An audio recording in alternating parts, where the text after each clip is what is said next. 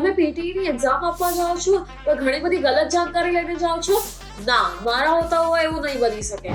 કેમ છો બધા? મારું નામ દ્રષ્ટિ છે અને હું અહીંયા ઇંગ્લિશ ક્લાસમાં પીટી ટ્રેનિંગ એક્સપર્ટ છું અને આજે હું તમારા પીટી મિથ્સ વર્સસ ફેક્ટ્સની વાત કરવાની છું. એટલે તમારી બધી ગલતફહેમી અને ગલત જાણકારીને દૂર કરવાના છે.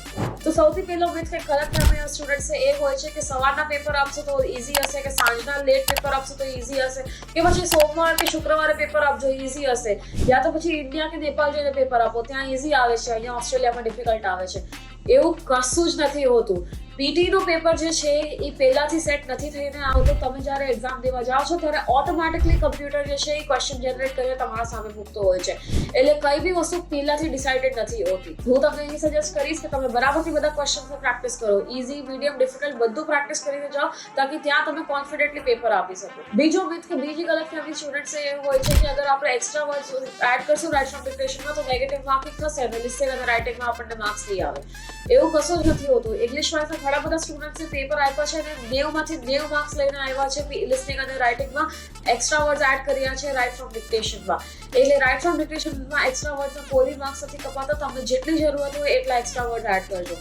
ત્રીજો મિથ કે ત્રીજી ગલતફહેમી સ્ટુડન્ટ્સ એ હોય છે, ખાસ કરીને આપણે ગુજરાતી સ્ટુડન્ટ્સે, કે આપણે જેટલું ફાસ્ટ બોલશું ને એટલા વધારે માર્ક્સ આવશે. એવું કશું જ નથી હોતું. આરામથી આન્સર આપો, ચોખ્ખી રીતે આન્સર આપજો તો જ તમારી ફ્લુઅન્સી અને પ્રોનન્સિએશન બેલેન્સ થશે ને તમને માર્ક્સ મળી શકશે. અને ચોથો મિથ સ્ટુડન્ટ્સ એ હોય છે કે જ્યારથી ચેન્જીસ આવ્યા છે ત્યારથી ટેમ્પલેટ યુઝ કરશો તો સીધા 0 મળી જશે. એવું કંઈ જ નથી હોતું. જો તમારો ટેમ્પલેટ તમને કોન્ટેન્ટની બરાબર સ્પેસ આપે છે, કોન્ટેન્ટ આપવાની જગ્યા આપી રહ્યો છે અને તમારો કોન્ટેન્ટ રેલેવન્ટ છે, સાચી ઇન્ફોર્મેશન આપે છે, ઓડિયો, ઇમેજ કે પછી એસેના ટોપિકની બારમાં બરાબર જાણકારી આપી રહ્યો છે તો તમને એના માર્ક્સ મળશે અને તમે આવું સીધું સાદું ટેમ્પલેટ વાપરી શકશો. તો તમને આવી હજી જાણકારી જોઈતી હોય તો પ્લીઝ ઇંગ્લિશ વાઇઝને ફોલો કરજો.